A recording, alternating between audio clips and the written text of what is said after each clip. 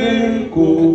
Nous peuplerons ton sol et nous assurerons ta grandeur. 30 juin au doux soleil, 30 juin du 30 juin, jour sacré soirée de moi, jour sacré de l'immortel, serment de entonner, l'hymne sacré de notre solidarité, fièrement saluer. Oh, oh, à nous de construire notre avenir pour égayer nos jours et nos foyers. Agissons au quotidien, travaillons sans relâche, peu importe le monde. Si beau et grand pour l'avenir de nos enfants, une vision à notre prospérité pour toujours. Est-ce qu'on peut applaudir? Merci, c'était pour honorer la Sainte Terre, la République. La porte de tout un chacun, à nous de bâtir notre Congo. Sainte Terre, Congo, oye, Congo, Congo, oye, Congo. Est-ce qu'on peut ovationner, s'asseoir s'il vous plaît? Je vais demander directement. Oh, oh, oh, oh. CG Camille Richard, allez le ton, c'est le loup. Est-ce que vous avez là? Nabi le ton, c'est CG Camille Richard, allez le bangani. Eh, au bangani, tu as ligue de ça, ligue de ça. Oh, Nabandeli, ton ça CG. Il y a un papa la biso, hein? Eh, faut sentir qu'il y a beau tabac dans le roi. Ligue de ça, ligue de ça. Tu Mandeli ici. Si tu as ma belle n'inganité, faut ma belle n'ingana. Ah, pays comme ça. Ah, pays comme ça. Ah, pays comme ça. Et le Golan Zambé. Tokolonga. Ligue de Généi comme ça. Ligue de Généi comme ça. Ligue de Généi comme ça. Et le Golan Zambé.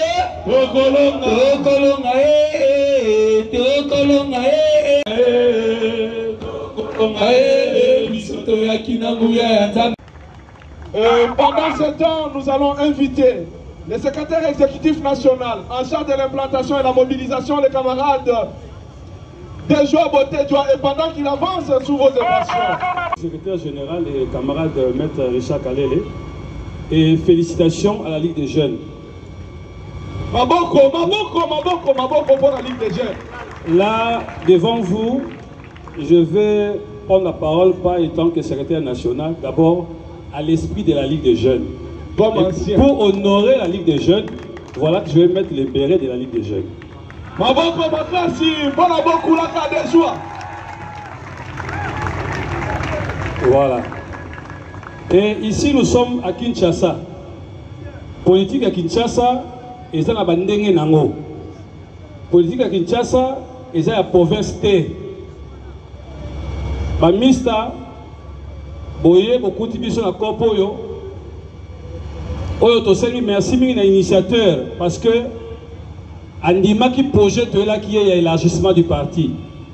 Oyo nazaki ngamokote, na camarade coordonnateur national, on a bien un président Albert Ekolomba, na équipe mobile tozali nango. Na début, on a la rêve. Mais Batoumi, Bakoyaki n'a noté. Mais nous, on savait qu'il y avait plusieurs personnes, qui ont une vision de Maître Guy Loando. Et que, on a implanté parti dans la ville de Kinshasa, il faut que militants. Nous ne voulons pas travailler sur la mobilisation. C'est pourquoi, tant que nous nommé camarade secrétaire général Camille Kalele, Mokwali Bosso na kota na bureau na ye, elle a présenté un projet wana, adopté qui a mon balamoko, et puis le lendemain a rectifié qui moi bah oui il y a un juriste, bah le toujours place à le moi à corriger peu, après si bah moyen pour te mettre en application, notamment il y a des machines ordinateurs et consorts au binomo monaki. Mais pour la bino wa master oboye, nakata kopo yo. Ah eza kopa mbongo te, ah eza kopa ya militantisme. Yonde il faut s'imposer.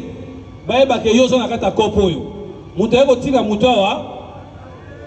Il faut président coordonnateur national, il y a Ligue des jeunes aye ba ke yozala. Secrétaire général, il faut aye ba ke yozalaka. Awoye ba yoka pona ba tapage nakata ba groupe te. Awoye ba yo pona ba apport et ba proposition.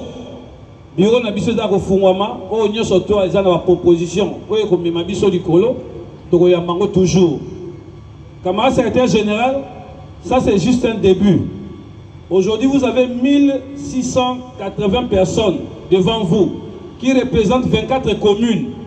55 multipliés par 24 communes, plus 4 fédérations, Tchango, Lukunga et consorts, plus la coordination de la ville de Kinshasa. Faites les calculs, ça va vous donner 1680 personnes. Et voilà les 1680 personnes. Ce n'est pas de la magie. Encore pour la réalisation, encore 1650 personnes. Mais après un temps, nous allons diviser encore certaines communes en communes politiques, notamment Galiema et consorts. La Ligue des jeunes seule, moi je vous garantis, et je vous disais toujours, c'est dans la Ligue des jeunes qu'il faut mettre l'appui et les moyens, parce qu'ils en manquent. Je vous demandais aussi, je vais demander aussi votre implication aux amis fédéraux. Les bureaux de fédération ne sont pas leur propriété. Ils doivent céder la Ligue des jeunes et la Ligue des femmes, les bureaux là-bas. Parce que c'est eux qui travaillent.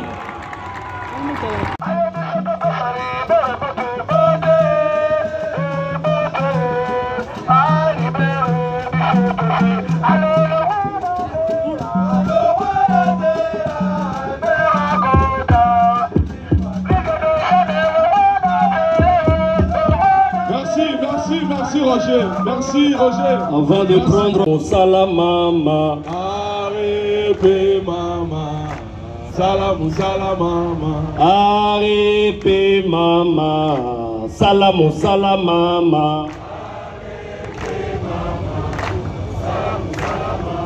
arepe mama, eloko ya giloando, arepe mama, salamu salamama. Merci. Madame la coordonnatrice nationale de la Ligue des femmes, camarades secrétaires exécutifs fédéraux, très chers membres de la Ligue des jeunes, je dis toujours nous sommes un corps au niveau de la coordination nationale des districts ainsi que des communes. Je vous dis merci. Merci pour tout. Tout ce que vous voyez ici, monsieur le secrétaire général, c'est le fruit du sacrifice de chacun d'entre eux. J'aimerais rendre grâce à Dieu, maître de temps et de circonstances, qui a permis que ce jour arriva. Mais aussi, dire merci à l'initiateur de notre parti, son Excellence Maître Guy Luando Mboyo, pour la confiance renouvelée à ma modeste personne. Je disais tantôt, ce n'est pas l'effort d'Albert, c'est l'effort de tout un chacun d'entre nous pour voir ces résultats. Mais particulièrement, le travail que vous voyez, monsieur le secrétaire général, est le fruit de mes collaborateurs au niveau de la coordination nationale, mais surtout l'intelligentsia de mes camarades aujourd'hui élevés au niveau du secrétariat national du parti.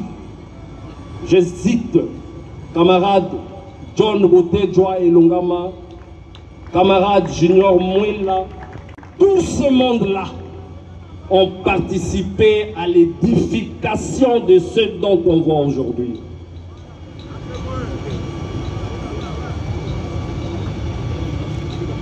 Mais Mokondi,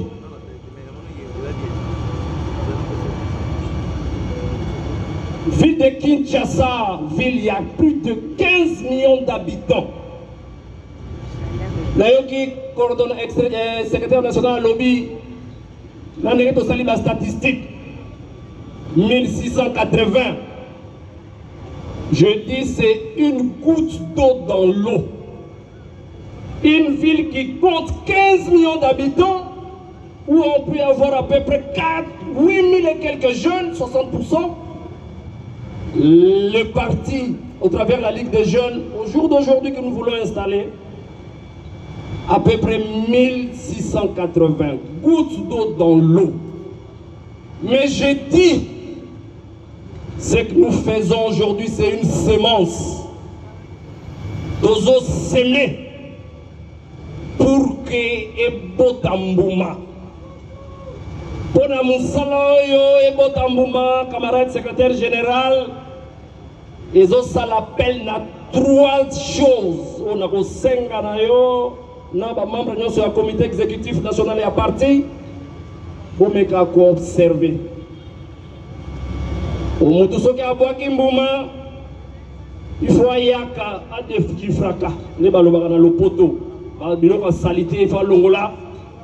Ayaka arroser. Pour arroser le poteau, je rappelle 3 choses.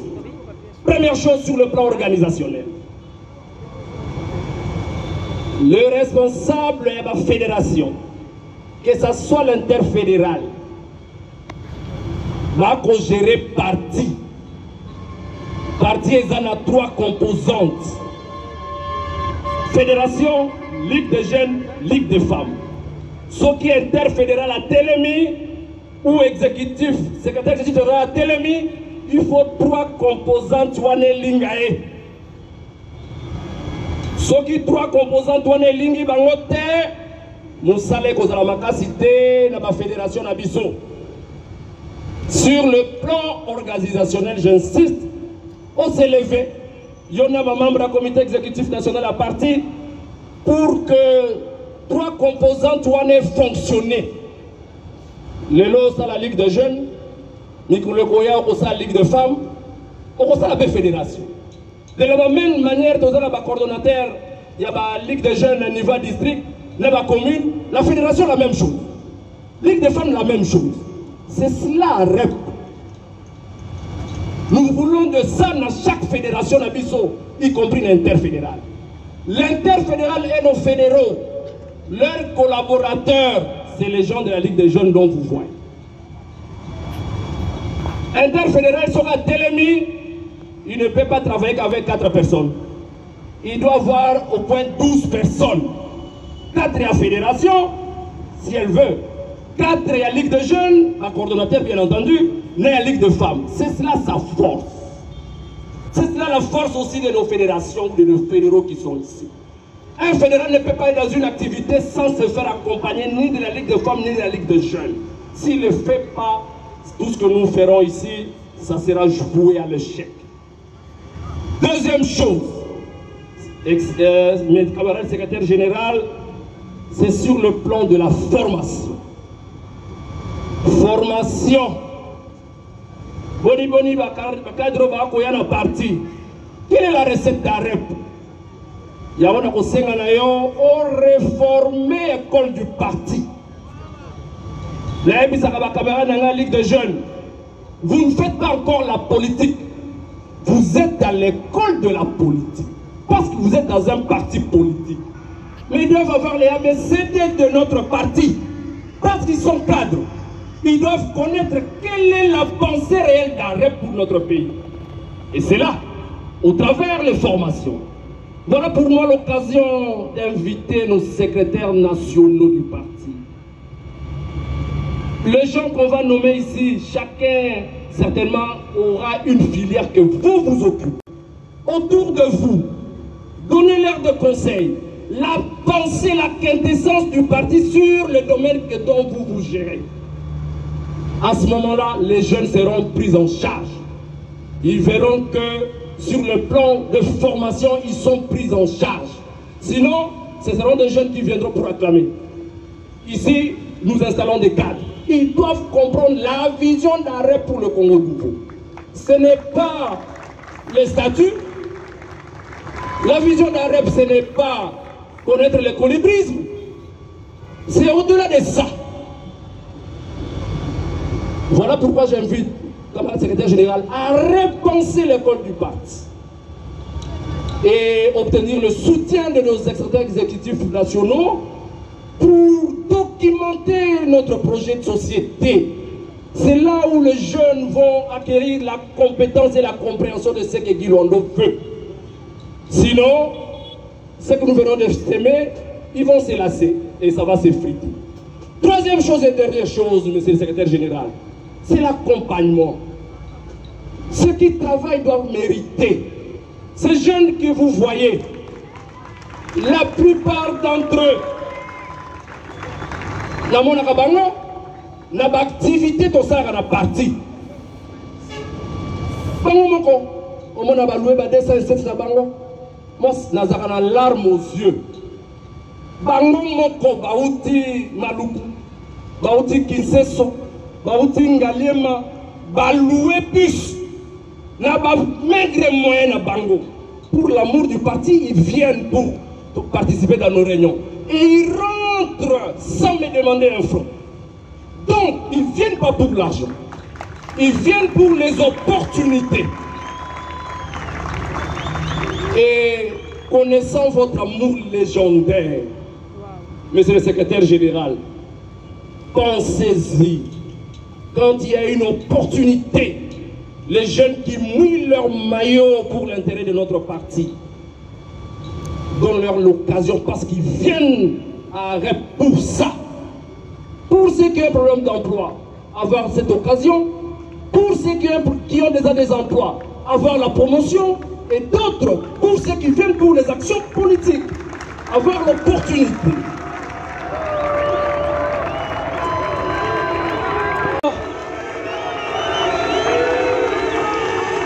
Voilà, monsieur le secrétaire général, je disais, ceux qui viennent pour les actions politiques, ils vont trouver justement un cadre. Autorité morale, il y a parti de Bisso, son excellence, maître Guy Luando, on a sengi totel matobe la maboko. Merci beaucoup. Et là, grâce à Yé, Toyebani, grâce à Yende, Lelo, Tozali na Makoki, ya kozala fier, ya ko appartenir na likoto monene, babengi arepe. Boyete. Félicitations, un peu merci. Nous allons répondre présent en activité. C'est-à-dire, vous allez dans Essengo, dans conscience, il y a engagement, vous allez kozwa na Mukwalelo, il y a conservé Mbokanabino au travers parti politique Nabiso Kitoko Babengi, Alliance pour la République Arep, Ezali, vision salvatrice, il y a Mwana Mboka, digne de ce nom, son excellence, Maître Guy Luando Mboyo. Ndenge ndekobote Joaote Kolobawa ezalaki lokola ndoto. Likamboyo ya kotia ba comité élargissement esalema ndenge bandi lelo ezalaki lokola ndoto. Moto moko tandima ete ke ekoki kosalema. Boyebi ba parti politique mingi na Congo ekisa kaka de nom. Président voici naye, bakousi, et puis, ceux qui sont Miloulou, loué par mercenaires pour Baya, au film Misaeloko. Vous voyez? Alors, Bisso, la partie na Bisso, boyebi, idéologie na Bisso, socle la vision à rêve, ezali, promotion des valeurs. Tout ça qu'on travaille pour la promotion des valeurs dans le secteur NIOS. Dans la science, dans la religion, dans l'économie, dans la culture, dans l'union sur l'État, il y a biso via mokolo, na mokolo, tous allez pour la promotion de ma valeur. Parce que ma valeur est allée le gola pole, ma anti-valeur est allée le gola molili. Et si quand oyo pour les alaka, molili est pour ça rater. Yangoana, tous allez sengo appartenir à l'icomba au monnaie de ma béni à rep, ceux qui m'ont comme biso.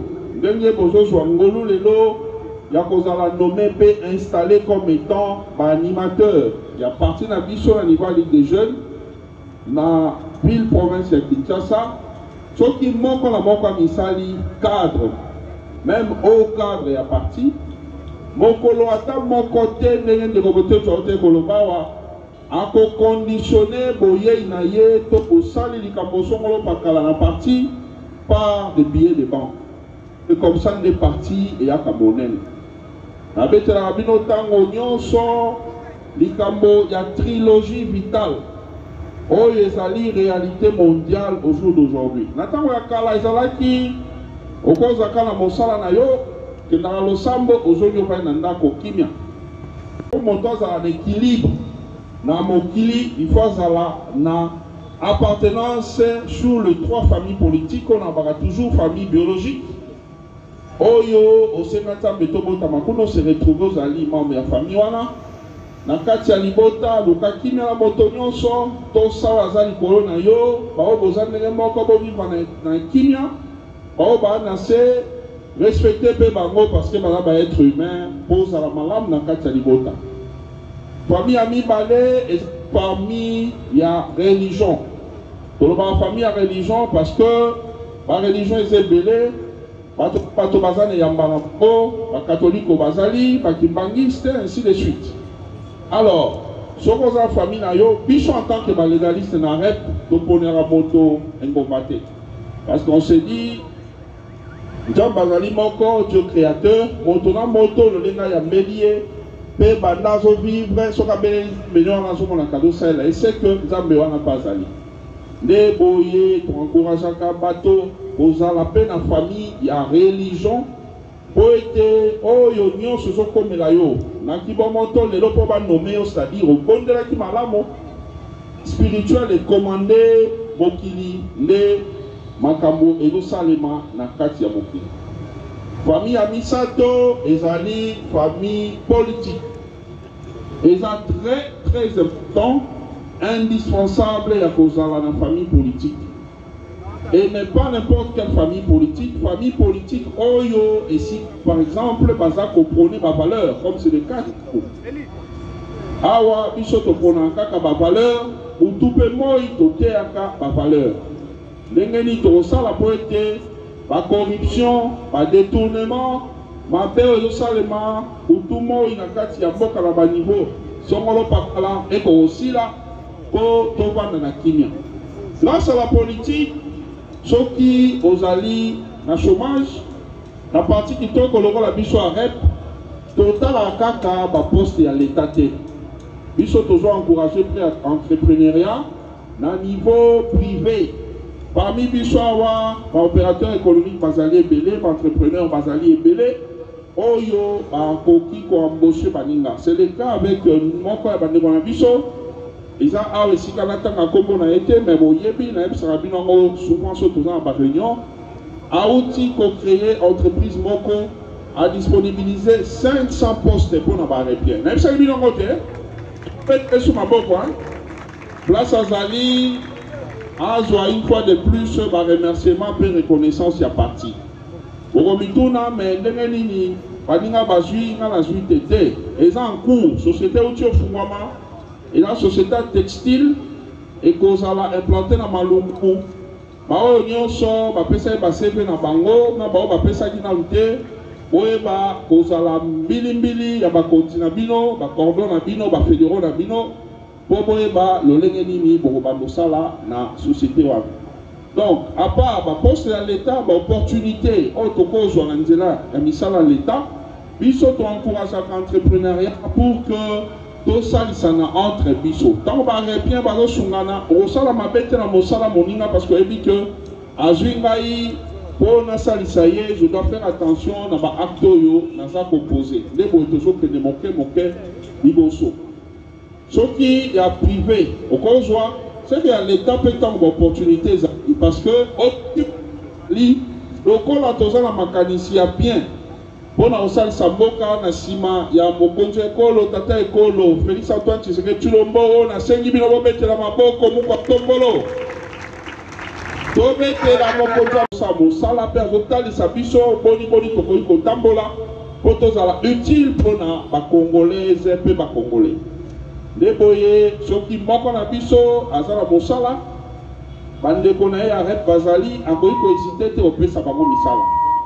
Nde boye toza kobunda na 2028 tosala makasi parmi biso awa badepute nationaux ya mokonzi ya parti politique na biso maître Guido Andomboyo mbala oyo tokenda baélection lisusu na kati ya bingumba kilikili te tokokende lokola arep e allié mpo to alinye bino nyonso.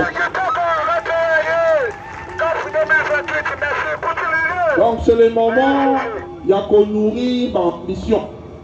Soki ozali na baambition moment ya kose préparer yango oza na base moment ya kobanda koentretenir base mpo na 2028 na poids ya parti politique oyo ya biso Agissons pour la République oponama na pete okende siéger pour lancer la population. Les boyers pour à l'école.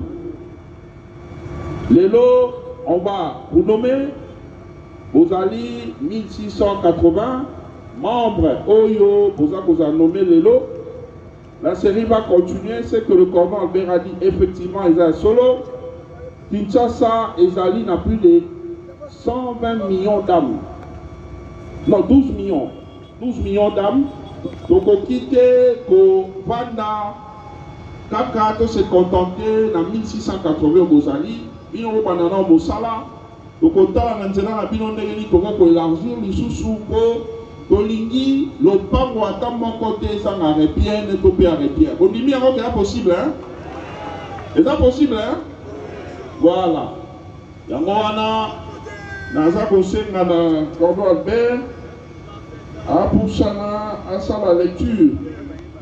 Vous êtes belé, on va faire, vous savez, au moins genre, combien par commune? Alobi.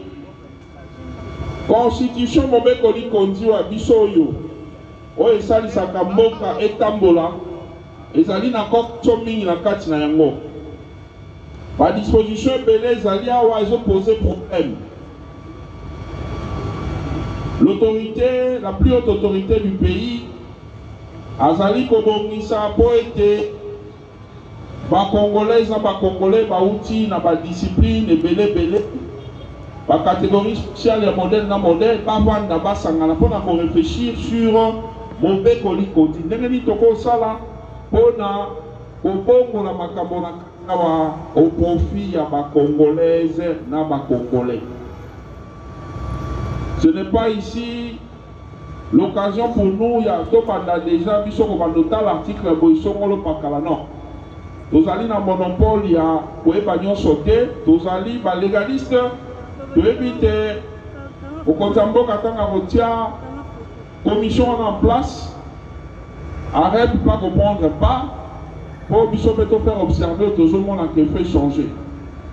Mais à niveau P à partir semaine prochaine, avec l'autorisation de l'autorité de référence, nous avons publié liste à faire partie de la commission parce que il faut que en interne qu'on s'est préparé.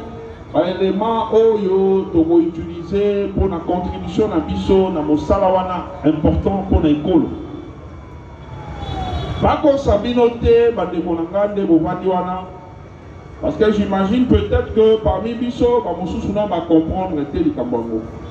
Au moment qui samedi passé au sala qui déclaration était là qui partout na ba dans les Kenyans sont topé là ba journaux presse écrite on a pour pesa makanisi to pe position na biso par rapport à likambo iyo to limite constitution et ça va réviser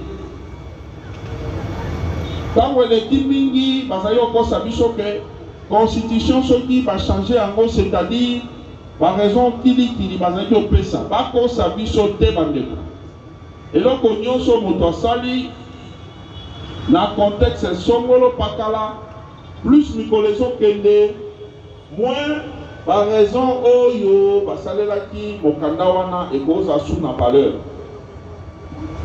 Les lobbies sont aux awa, dans un espace sur l'État, autosa milulu na biso. Bien que arrêt Bazali, la propriété naïe, boébi dans la partie spéciale, différent de tous les autres. Car dans la biso monnaie, ne peut plutôt que Zali, boébi sal na biso, n'est la climatiser l'engi. Mais le quoi toujours milulu monnaie, au essengi batoba à presque 2000. Est-ce que dans 2028, la vision de ma canicho biso tozango, dans le lenge tolinga makababinene, ozana kondimate ke biso mo tozane sila biso monene boy totongi sal, pe toba na 4 de 5 milulu kondimezate. Exactement. Et dit que le contexte est arrêt et à l'élo, vous pouvez louer awa otosa milulu.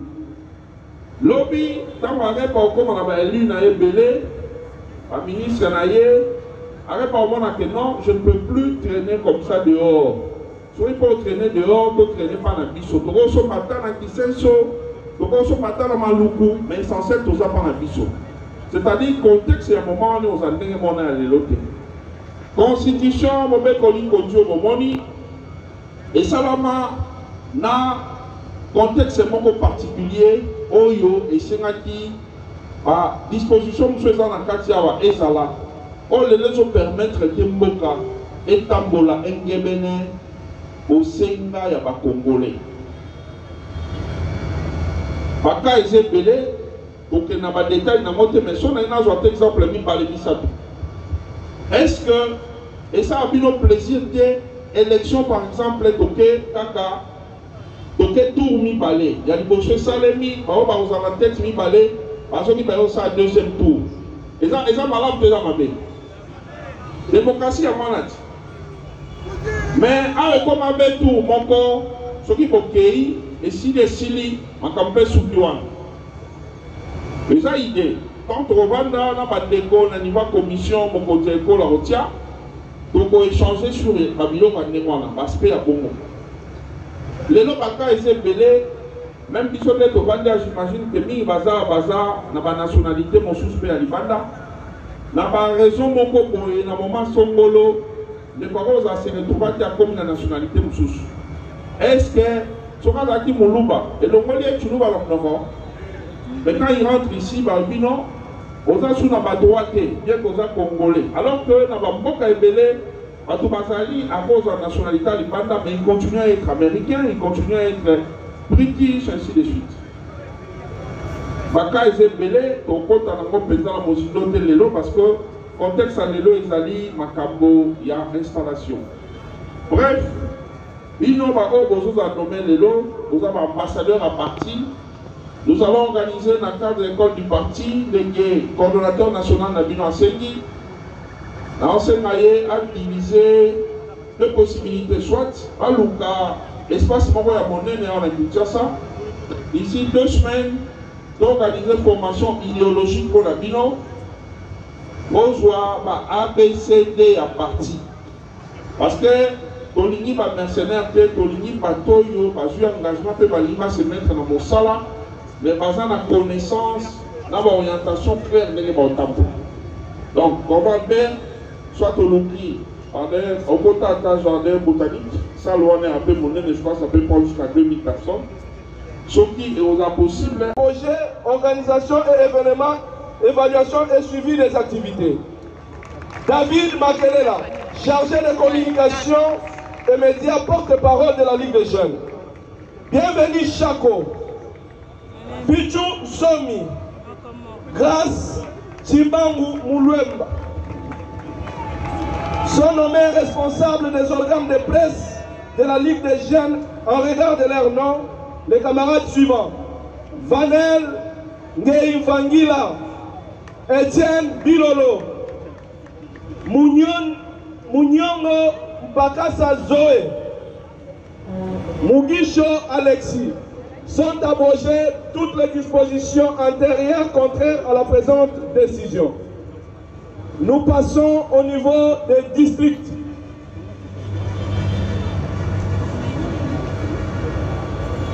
District de Mont-Amba.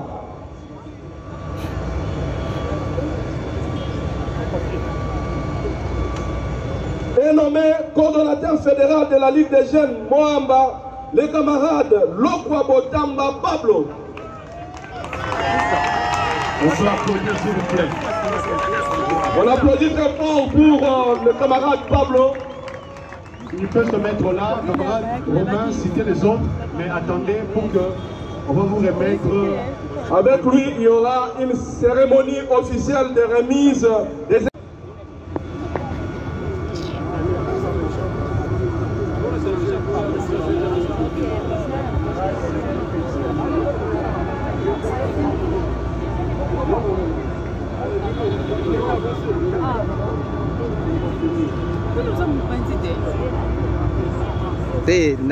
Etonga Anatole, Mbale Kataka Alain,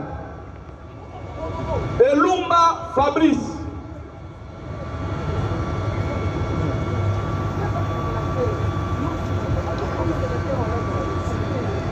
coordonnateur Pablo, la primauté au secrétaire général du parti.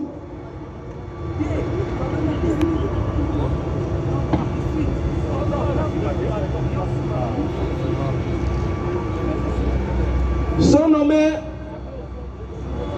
exécutifs fédéraux de la Ligue des jeunes de Moamba en fonction au regard de leur nom. La remise du drapeau au coordonnateur fédéral de Moamba. C'est lui qui prend la commande de la fédération de Moamba, le camarade Pablo, en présence du secrétaire général. Et le drapeau est remis entre les mains du coordonnateur national qui va les remettre aussi. Sous vos applaudissements, s'il vous plaît, c'est cérémonial cet événement. Applaudissez. On est en train maintenant de lui remettre les règlements intérieurs et les statuts du parti, les livres du parti également, où se trouve la vision et les idéaux de notre parti.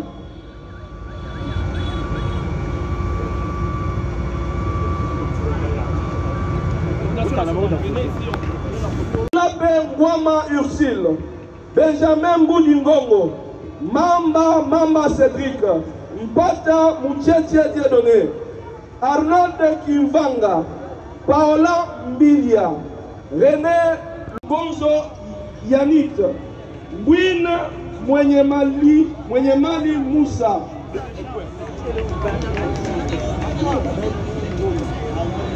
Steve Ngoma sont abrogées toutes les dispositions antérieures.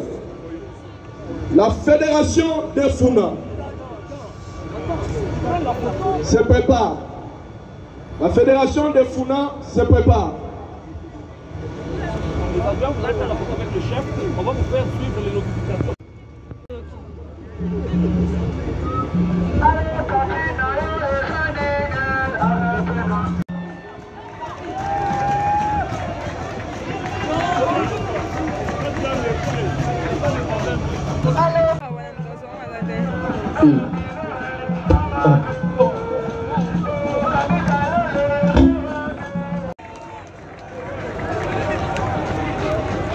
On lui fait porter l'écharpe, on lui donne les drapeaux, signe du pouvoir.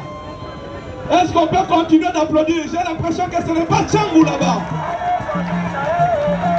On lui remet les livres du parti, les statuts et les règlements intérieurs par le secrétaire général. Sont nommés Trésor Moboti,